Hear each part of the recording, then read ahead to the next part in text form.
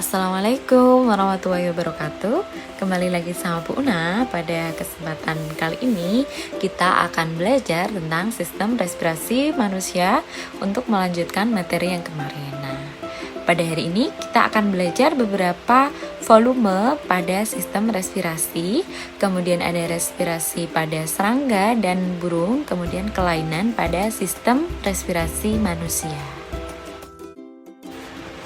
Nah, apa aja sih macam-macam volume pada sistem respirasi? Nah, kita lihat ya gambar di bawah ini. Yang pertama ada volume udara tidal, kemudian ada volume udara komplementer, kemudian yang ketiga ada volume udara suplementer, yang keempat ada volume residu, kemudian yang kelima ada kapasitas vital paru-paru, dan yang keenam ada kapasitas total paru-paru. Untuk penjelasan masing-masing volume akan Bu Una jelaskan di video selanjutnya ya.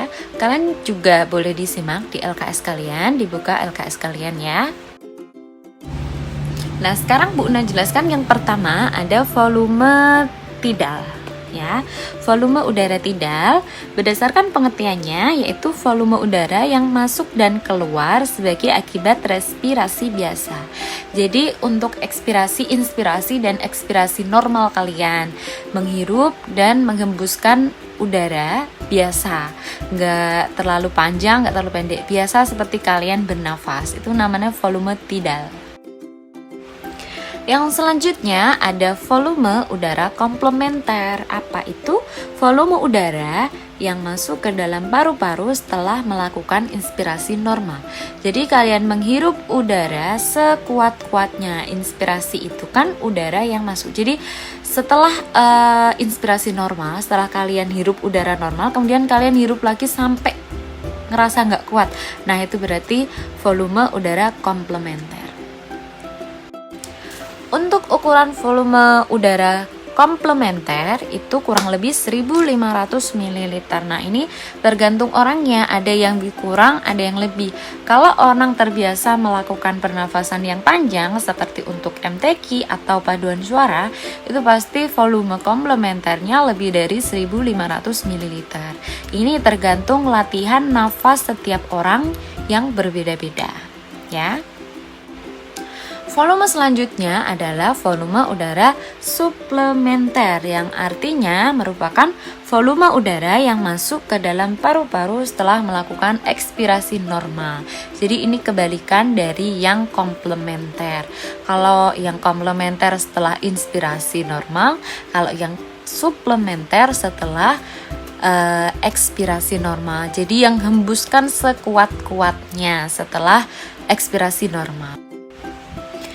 Untuk volumenya juga sama ya, kurang lebih ada 1500 ml. Nah, ini tergantung orangnya juga. Orang yang terbiasa melatih pernafasannya pasti volume udara suplementernya lebih panjang. Ya, seperti tadi, seperti orang yang padus atau MTQ itu kan butuh pengeluaran suara yang panjang ya, seperti itu. Lanjut ke volume udara residu, yaitu volume sisa yang masih tetap di dalam paru-paru setelah inspirasi dan ekspirasi. Jadi ini volume udara yang tidak akan dikeluarkan, jadi menetap di paru-paru ya. Lanjut ke kapasitas vital paru-paru, ini merupakan gabungan dari volume tidal ditambah volume suplementer dan volume komplementer. Ini merupakan volume yang penting yang ada di paru-paru. Jadi namanya, dilihat dari namanya kan udah jelas ya, namanya kapasitas vital paru-paru. Jadi ini minimal yang harus ada di dalam paru-paru tuh segini gitu loh volumenya. Kemudian untuk kapasitas total paru-paru merupakan kapasitas vital paru-paru ditambah dengan volume residu. Untuk tadi yang kapasitas vital paru-paru itu ada 3500 ml, sedangkan kapasitas total paru-paru yaitu ada 4500 ml karena ditambah dengan volume residu yaitu 1000 ml. Untuk frekuensi pernafasan tiap orang itu beda-beda. Yang pertama yang membedakan itu adalah aktivitas ya. Kamu aktivitasnya berat atau sedikit itu juga mempengaruhi. Kemudian yang kedua adalah usia juga pengaruh ya. Yang muda pasti lebih sehat paru-parunya daripada yang tua. Kemudian jenis kelamin juga berpengaruh ya terhadap frekuensi pernafasan. Kemudian kondisi kesehatan juga pengaruh. Lanjut ke sistem pernafasan pada hewan. Yang pertama ada serangga, bisa dilihat di gambarnya, itu ada gambar semut perwakilannya ya. Kemudian bisa dilihat di gambar sampingnya juga, itu ada anatomi dari sistem respirasi pada serangga yang menggunakan trakea ya. Trakea merupakan bagian tubuh dari serangga yang terbuat dari pipa atau tabung udara.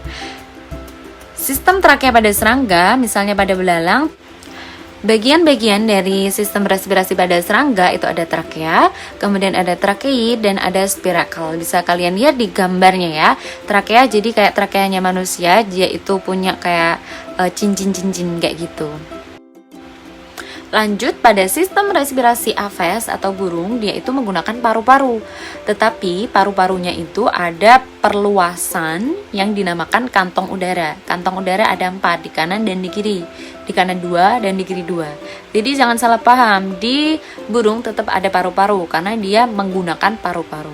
Nah, kantong udara itu lebih digunakan ketika dia itu terbang untuk memperingan tubuhnya, memperkeras suaranya, dan untuk mengurangi panas yang hilang berlebihan ketika dia terbang. Jadi harus diingat, dia masih punya paru-paru, bukan cuma kantong udara. Tapi kantong udara itu perluasan dari paru-paru, ada di kanan dan kirinya paru-paru. Paru-paru dilindungi oleh tulang rusuk. Lanjut ke kelainan atau penyakit pada sistem respirasi manusia. Ini ada banyak, ini tak contohkan yang sesuai dengan LKS kalian. Yang pertama ada asma. Asma itu kayak sesek gitu ya, karena berkontraksinya saluran pernafasan. Jadi kayak menyempit kayak gitu kan, kontraksi kan jadi kenceng. Nah, kenceng saluran udaranya itu menyempit, jadinya sesak kayak gitu. Sesak nafas ini mungkin bisa karena alergi atau karena turunan, itu mungkin bisa.